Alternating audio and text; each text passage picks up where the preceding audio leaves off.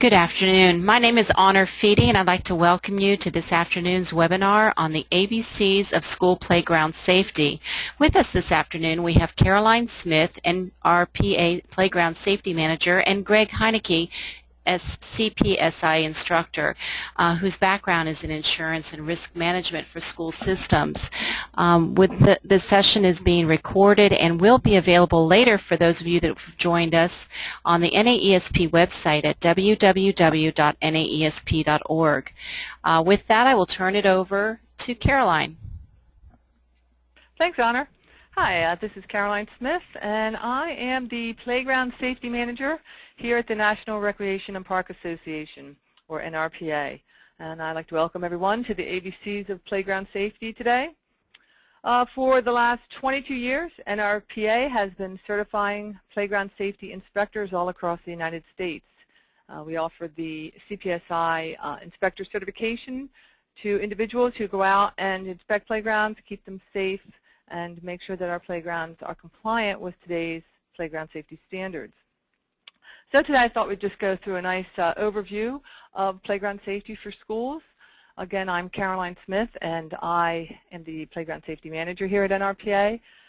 Our co-presenter, my co-presenter today, is Greg Hennecke. He is one of our CPSI course instructors, one of our more seasoned instructors, and he's often requested because of his expertise in risk management. His full-time job was with the Hennecke Group, and he is a risk management specialist. So we're glad to have Greg with us today. He has over 20 years experience in the insurance industry and specifically working with schools.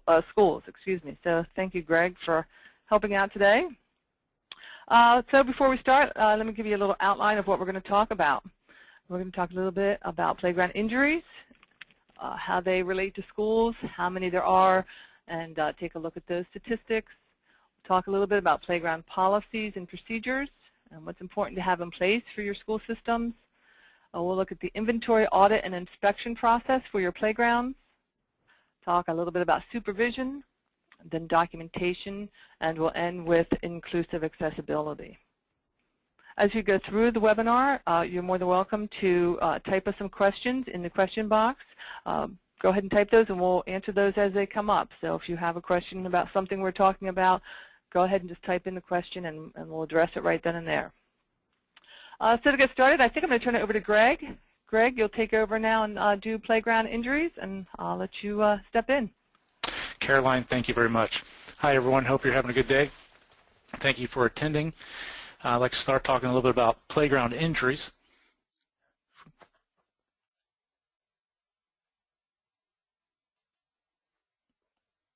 We have an estimated of 240,000 injuries on our playgrounds each and every year.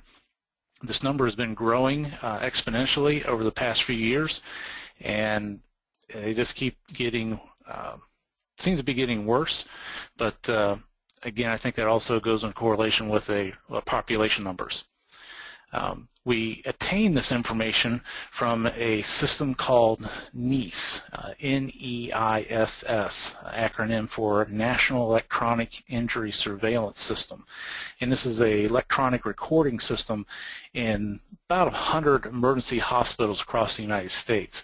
And as information comes in from an injury, they question the injured a little bit more about what happened, how it happened, where were they, what were they doing, etc.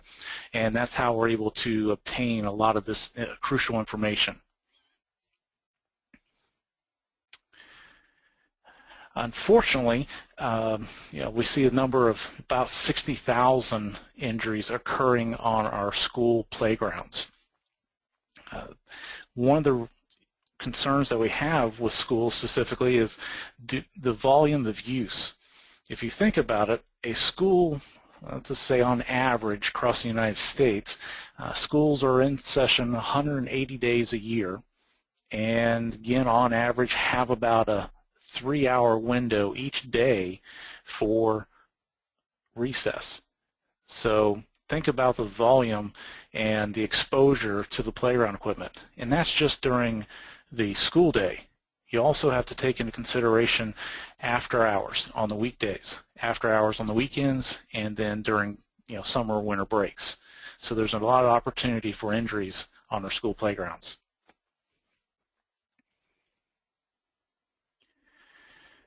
So when we break down this information that we've obtained through the NAESP system, we can see that about 70% of all our injuries are fall related. And that could be anywhere from falling just down to the ground or onto other components of our sophisticated play systems. But again, falls account for 70% of those injuries. And then the other 30% involve equipment impact, entrapment, entanglement, and crush and shear. If you want to think about impact, for example, child, there's a swing set, child's moving back and forth, and the child runs in front of that child on the swing, and as they go through the swing pattern, they have an impact, have a crash, if you will. Entrapment is a simple matter of entrapping the neck in an opening that's too small for the head. And then from an entanglement standpoint, we're looking at articles of clothing, whether it's strings, drawstrings, chains, necklaces, lanyards, getting around the neck and creating a strangulation hazard. And then crush and shear hazards are those where we look at where we can be able to get our fingers in and due to action, motion of the equipment can actually crush and shear our digits.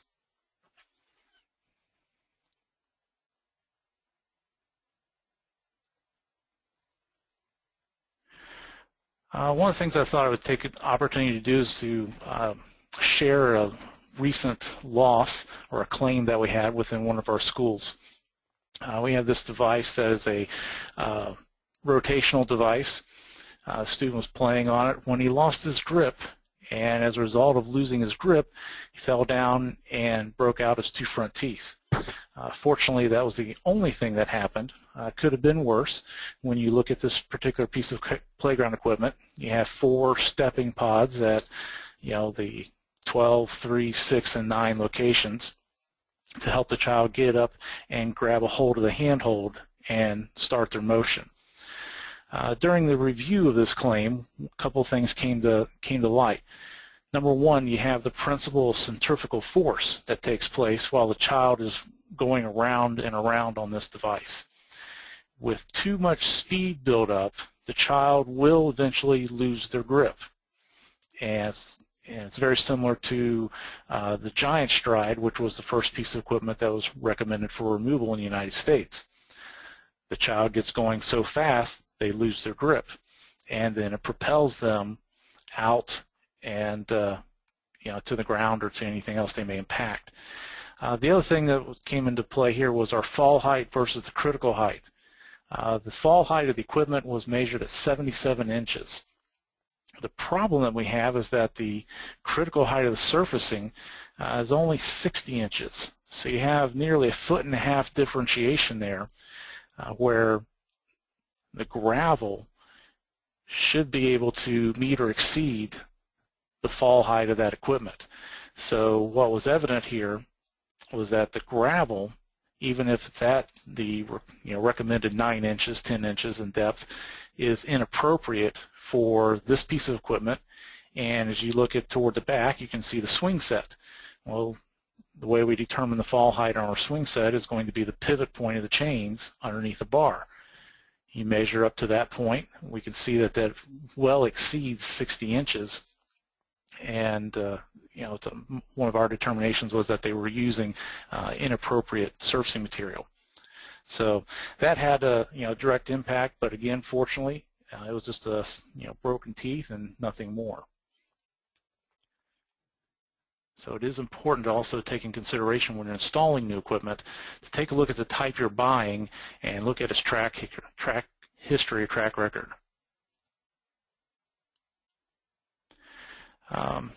Here was a recent fatality that I thought would be worthwhile mentioning, because unfortunately the worst situations are these. And if you look back into the news clippings, we saw that Ryan Perry, who was a 5th grader at a private school in Florida, the Jacksonville, Florida area, he lost his life due to playing on equipment that really wasn't appropriate for that playground. And as you see there, he was choked by a rope swing that looped around his neck, and it was originally intended for foot use. And unfortunately, there you see later on they learned that he probably died within 45 to 90 seconds of being wrapped up like that. The American Pediatrics Association tells us that it takes 3 pounds of pressure for 3 minutes to strangle a small child like this. And in that 45-second window to 90-second window, they can go unconscious. So that's why adult supervision is really, really important and really stressed. So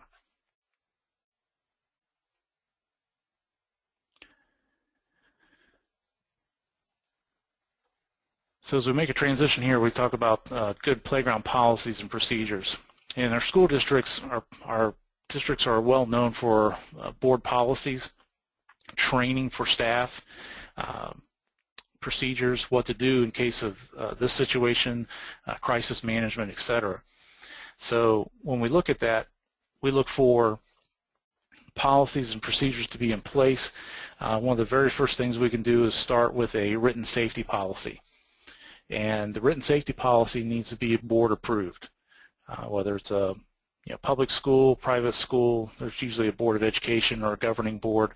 They need to approve the written safety policy. This policy is going to emphasize your district's safety commitment. It's going to establish a standard of care, and Caroline will talk a little bit about the standard of care later in the presentation here on inspections. But we also have to look at the standard of care as equaling or being equivalent to fully compliant equipment. And that means the playground equipment meets current standards and safety guidelines. The safety policy is also going to, very importantly, provide the authority to make playground safety related decisions. We've seen time and time again where we go out to investigate a claim. Yes? Greg, we have a question here about who is the authority to make those safety-related decisions? Is it the district or is it the principal? Well, it's really going to depend on who or how that process is set up. I know here where I work a lot in Ohio, typically it's up to the building principals. So the building principal has the authority to make a decision, take a piece of equipment out, make changes, or do whatever they feel is necessary. That's my most common experience in that. But again, it's going to come back and depend on what's the chain of command within your specific district. Does that help? Yes, great, thanks.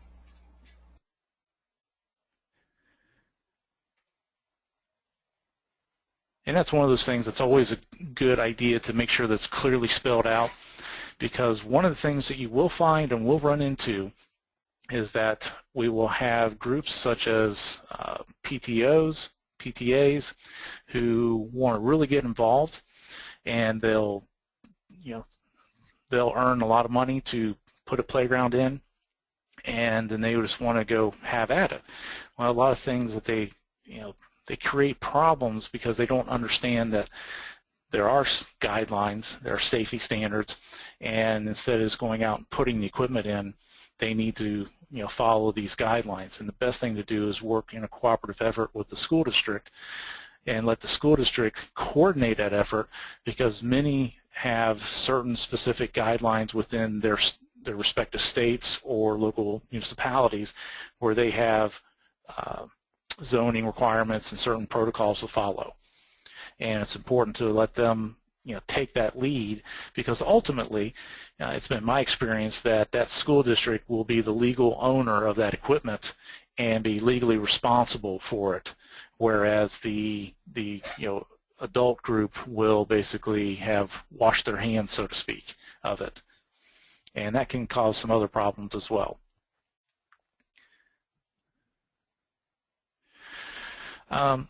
As we continue talking about the safety policy, what we're going to do is look at committing safety-related resources. And resources comes more than just monetary, but we're looking at specifically at staff training.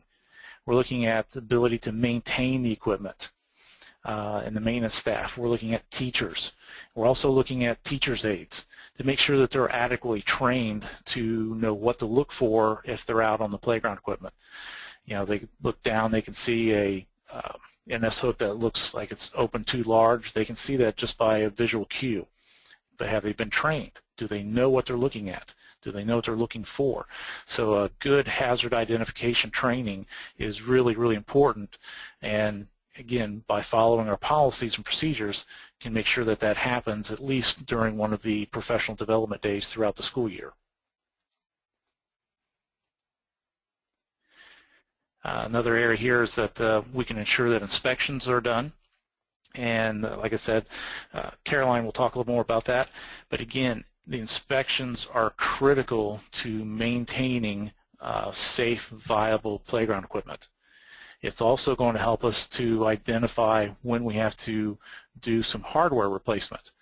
And the most common areas are going to be those metal-on-metal wear areas such as S-hooks or clevis connectors on swings and or suspended bridges, for example, on your composite structures. Those are the most common areas that have a lot of wear and tear and have to be checked on a regular basis. The next most important thing we're going to do is maintain our surfacing. The surfacing is key and critical. So if we think back to what we talked about earlier about injuries, 70% of all our injuries are fall related. And the whole reason we put down protective surfacing is to protect the child's head. We can't prevent short and long bone fractures or breaks. Those heal back. But it's the head injuries that don't, and that can be permanently disabling, if not fatal. So we need to make sure that we're maintaining our surfacing, and that safety policy is going to help us adhere to that and give those in authority the power to make those changes and make sure that those are enforced.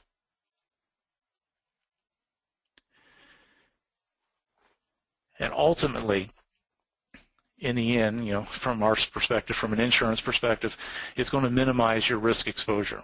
If you have people that are well trained to know what they're looking for, they're going to be able to spot a potential problem before it becomes an injury. We're going to be able to maintain inspections.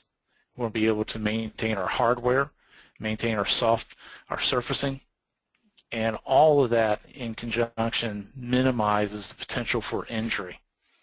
One of the things that I didn't mention earlier was that just this January, February, there was a lawsuit out in the western states, I believe Nevada or Arizona, filed for $27 million for failure to maintain appropriate surfacing levels around the school's playground equipment. The other part of that was due to the school's reaction or lack of reaction and action to provide immediate emergency medical services to the child.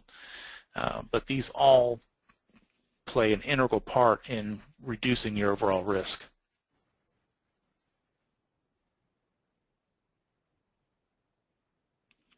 All right, well, thank you, Greg. I hope that everyone has the full understanding and realize the importance of having a written safety policy and having something in place for their school systems. And with that in mind, I will go on to the next section, which is talking about inventory, audit, and inspections. And these all play into your policy. Once you've created your playground policy, the first thing you want to do is take an inventory. Take an inventory of your playground equipment, what you have on your playground.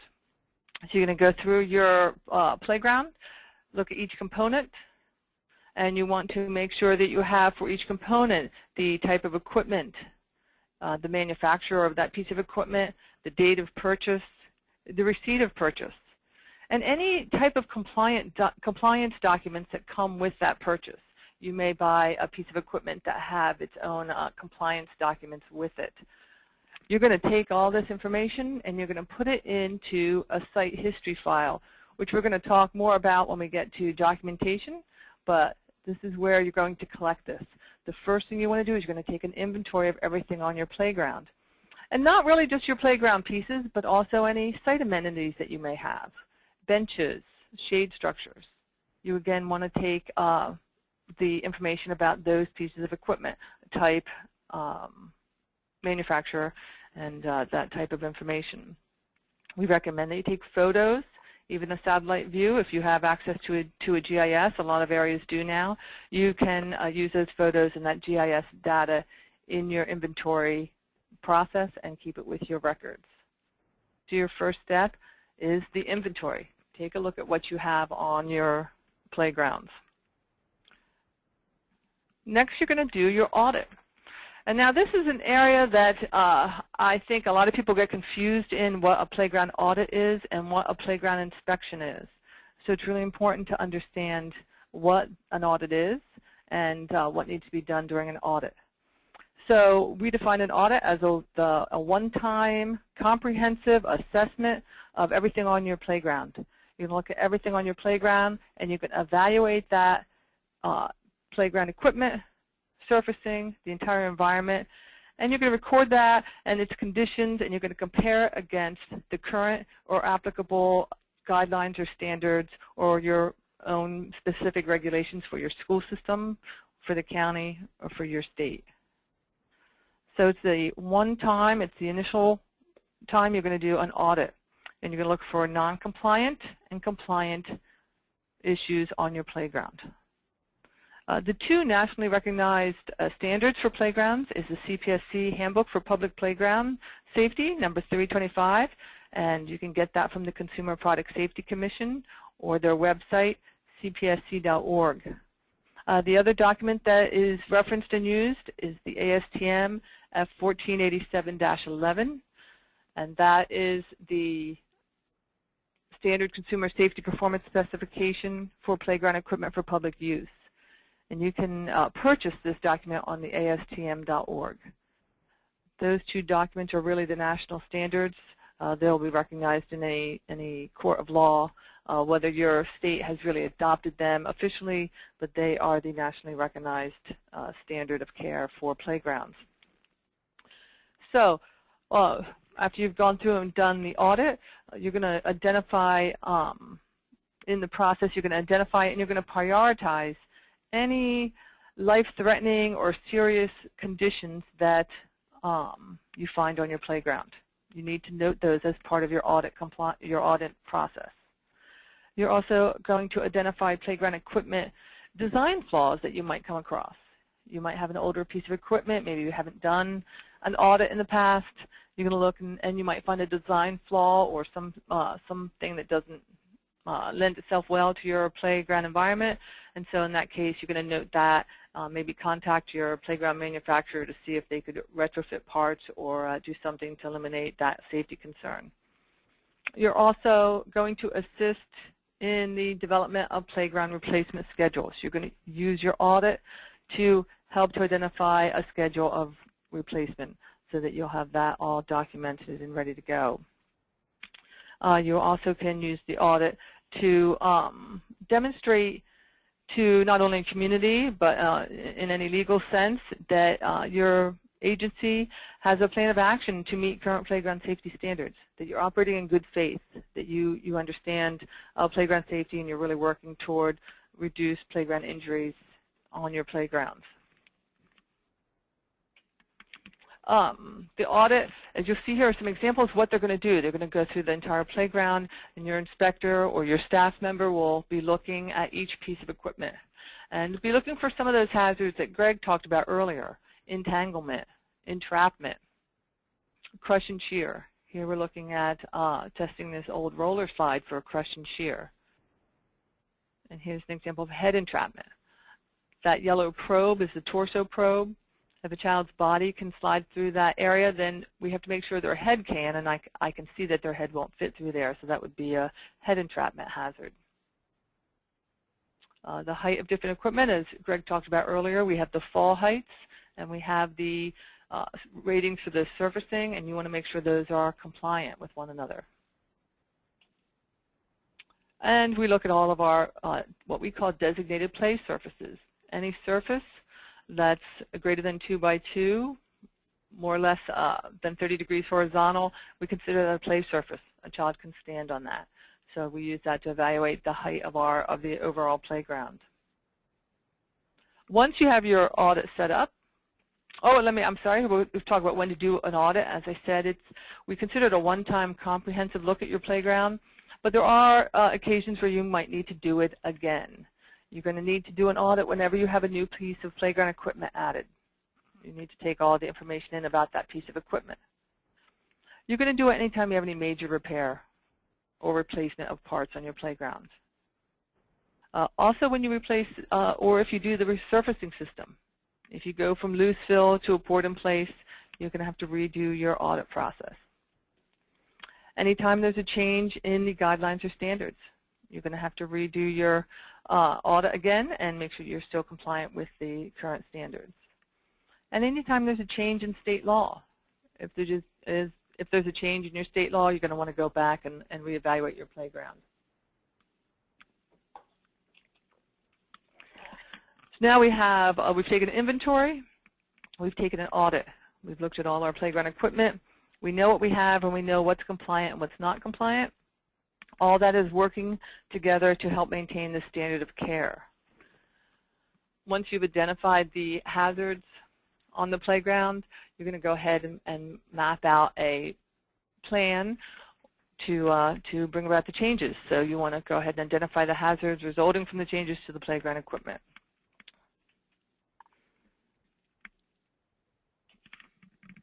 Changes include wear and tear.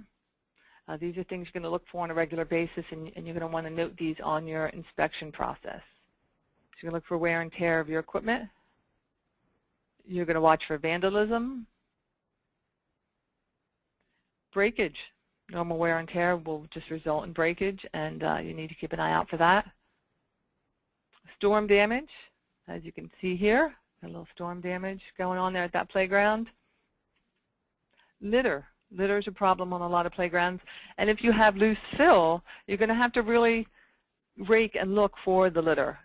There's often been some instances of things in loose fill that have been a danger to children on playgrounds, and so you're going to want to set up some sort of process to, look through or rake your loose fill to look for litter. It's a playground owner who is responsible for inspections and maintenance, and in this case, that's the school district. You're responsible to maintain your playgrounds. How often do you need to inspect? To maintain your standard of care, that's really up to your school and its use. How much use does your playground get? How often do you need to inspect? Regular inspections, of course, allow for identification of playground safety issues before children get hurt. And so that's why it's important to maintain a set process for how often, and again, that's based on the use, the age of your equipment, and some other factors. And here are some of the factors that affect the frequency of playground inspections. Extent of use, age of users. You'll see all different things that might affect how often you need to inspect your playground. If you're in cold weather, hot weather, desert area, Arizona, you're going to have a different frequency than in other areas, depending on the climate. Same with the type of materials. You may have material that needs to be inspected a little more often than other types. Now we're going to take a look at supervision, our next area that we want to discuss. And the great thing about schools are that you do have supervision on the playground. It's not as a park or rec agency would have playgrounds that are not supervised. It's really up to the parent. At schools, you have built-in supervision, and so that's a big plus, and that should help reduce injuries on your playground, just by the simple fact that you have parents there, you have teachers there, you have staff, you have volunteers. What can they do while they're on the playground? Well, they should keep an eye out. They should make sure children are playing on age-appropriate equipment. If you have young children in your school system under the age of 5, you don't want to have them out on the 5 to 12-year-old playground equipment. So you want to make sure that the staff, your parents, your volunteers all understand that certain equipment is rated for different age groups. You have your 2 to 5-year-old playground equipment and your 5 to 12. They should keep an eye out for broken equipment. And this goes all the way back to your safety policy and your procedures. You might want to have a form that they fill out. If the teacher's out there with a class and they notice a piece of broken equipment, what's the next step? What do they do? Is there a form? Who do they go back to? Keep an eye out for unsafe modifications. And this is really a big one. Entanglement on playgrounds, and I'm not sure if Greg mentioned this in the beginning, is the #1 cause of death on a playground.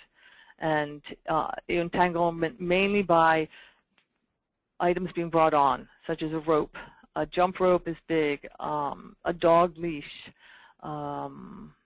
any type of rope or item like that a child brings on a playground poses a big risk. And so your teachers and your staff really need to keep an eye out for any type of modification. Of course, check for properly maintained surfacing. As Greg mentioned in the beginning, 70% of all injuries are caused by falls through the surfacing, so you want to make sure your surfacing is up to compliant standards and make sure it's at the right depth if it's loose fill and there's no wear or tear if it's poured in place.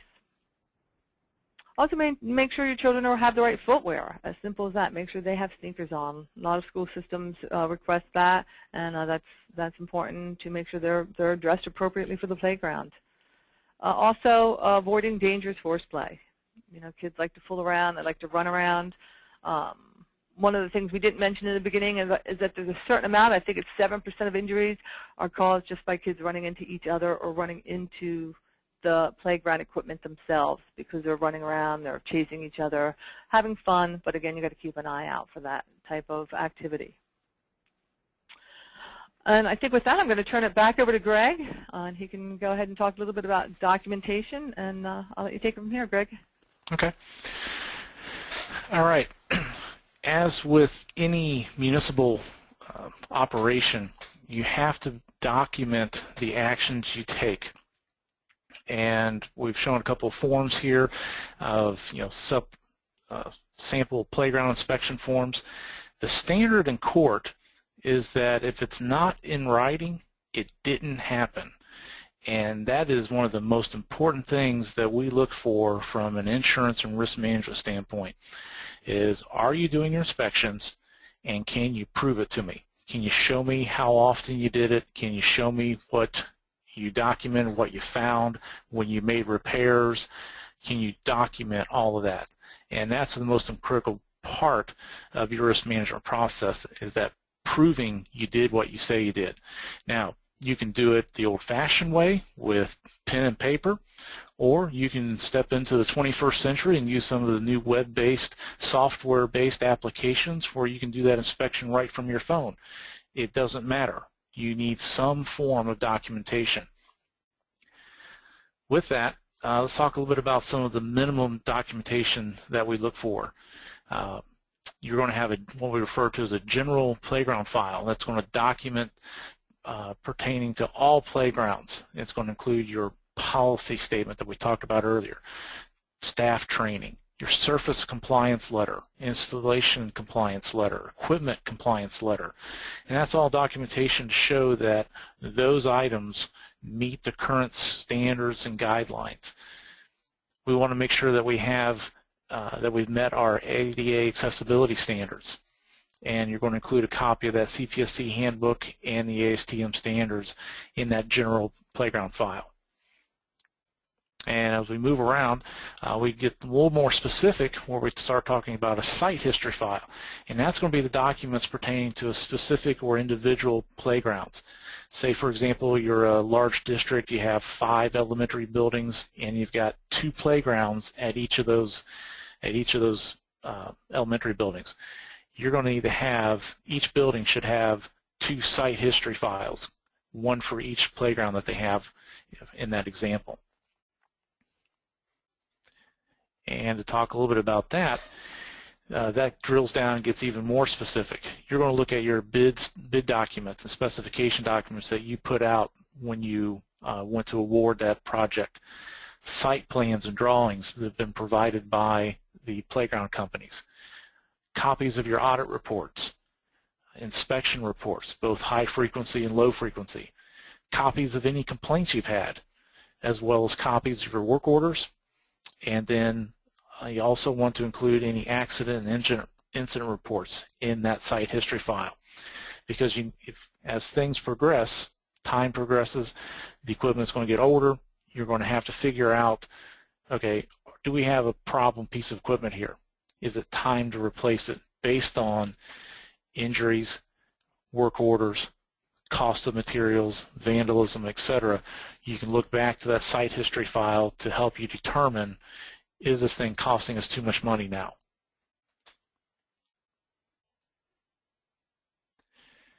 We also recommend that you include a scaled site plan tied into your inventory documentation. And a scaled site plan, as Caroline mentioned earlier, was if you have the opportunity to take a GSI map, GIS mapping, or maybe even Google Earth or something to that effect, and you can zoom in on your playground area and print that off, that's a nice way to help you document where the piece of equipment is and where it's located and what type it is. So that's really good documentation. Last but not least, let's talk a little bit about accessibility.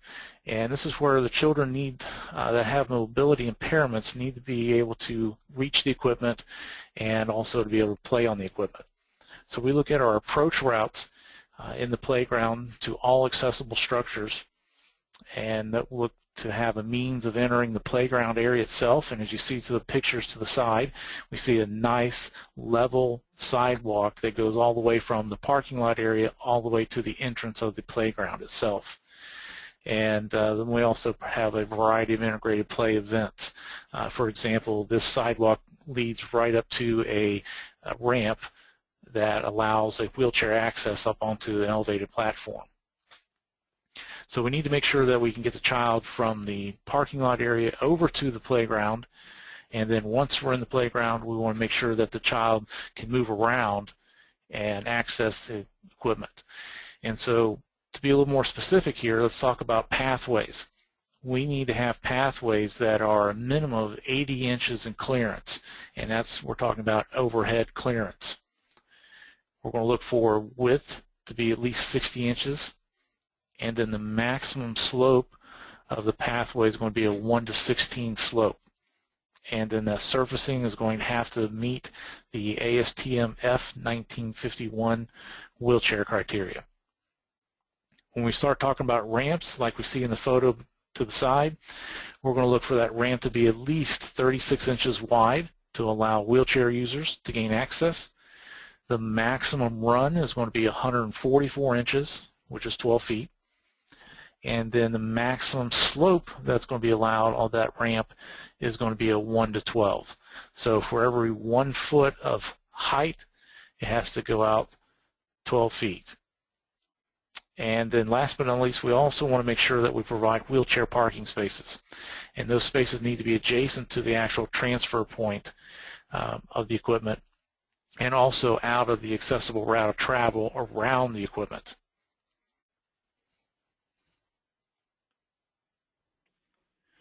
All right, so that pretty much wraps up our agenda. What kind of questions do we have for today? Well, thank you so much, Greg and Caroline. This has been great information. As you know, our principal members are very interested in this area, especially in terms of what the latest regs are in terms of playground safety. In your experience, Greg or Caroline, where would you say the responsibility lies? You know, you said it kind of depends, but I mean, in terms of an acting principal, what advice would you give to them in terms of, you know, the information you provided today? What kind of thoughts do you have for them? Well, I think one of the first things I would look at is make sure we get our staff trained. Caroline can talk a little bit more about that, but we do the Certified Playground Safety Inspector course, and that is one of the most critical pieces of this whole equation here, is to make sure that we have well-trained staff. And that well-trained staff person can really be your in-house guidance to what to do, how to handle the situation, piece of equipment, help you make those decisions, because you're going to involve more than just, you know, the building principal, for example, the school treasurer, the district treasurer. They're going to need to know, okay, how much money do we have to spend each year on surfacing, for example, if we have loose fill surfacing. And, you know, how often are we going to be replacing equipment? How much budget money do we need to set aside for that? You also have to take into consideration that in a lawsuit for any type of injury where negligence is going to be claimed against the district, they're going to name the school board, the superintendent, the treasurer, maintenance supervisor, and maybe possibly teachers might have been present. So it's important that, you know, we have that training, we have those policies, and we work together in a team environment. Would you recommend that every school... Exactly. And I'd like to add to that, Greg. Oh, go ahead. I'm sorry. No, I was going to say, I'd just like to add to that. So what we've done today for you, this webinar where we talked about the different policies and inspection, audit, and everything, this is what a Certified Playground Safety Inspector should do for you. When we do our course and we have people come in, one of the things we expect them to do, and we talk about in the course, is taking it back to their community and training their others in their community. So that's what's really important about the CPSI. It's not that everyone needs to become a CPSI, but you need to get a couple people who are going to come back and sit down and say, hey, this is what I've learned, and this is what's important. This is what the teachers can look out for. This is what you should look out for. This is the documentation we should, you know, be compiling, and this is the type of safety policy we should be writing. So it's not, you don't have to come, you know, just to one association to get the expertise. It's out there, and you know, it's available for training for anybody who needs it. I see. So do you normally find that they are district level positions that are coming to your training, or are these actual school people like teachers and principals and that sort of thing? I would say I'm going to say, and Greg, please jump in if you I would say more that maybe maintenance and the maintenance supervisors, the facility managers, not so, and I guess it depends on the size of your school system, but if you have a large school system and you have a whole maintenance department or facilities management department, they're the ones who are responsible on a day-to-day basis for the playgrounds. You might not have one person from each school, but you'll have one, and then, you know, maybe one per 5 schools or something like that. Sure. However the district might have set it up. So really the people who are hands-on. So it's going to be important for the principal to know who that person is in the district, that they can ask questions in terms of, like, you know, how often should they do inspections, what is the district policy on different things, right? I mean. Yes. And that would be the person they would go to, is the Certified Playground Safety Inspector. Right. Mm-hmm. Great. What we didn't cover in our webinar today, and we'll have to be for another day, are you know, what to do if someone does get hurt, and the policy and the procedures that you would do in an accident. And I'm sure school systems have their accident reporting criteria and procedures, and we do also cover that with playgrounds. Yes, and you know, ever since you know, the shootings and everything, safety has become a bigger issue in schools, and so I know every district is now, you know, has manual on safety and things like that. But I don't think people really realize the importance of playground safety, especially after the stories you told. So I think this is wonderful information. We have recorded this session, so it will be available on the NAESP website, and I hope our members will take a look at this because it's important. Now, are you open for questions if you know, people in the local area? Where are you located? You're in Ashburn, right? I'm in Ashburn, Virginia. Yep, the National Recreation and Park Association is headquartered in Ashburn. And is that where your certification takes place? We teach a course nationwide, even internationally, actually. Well, we teach it in all 50 states.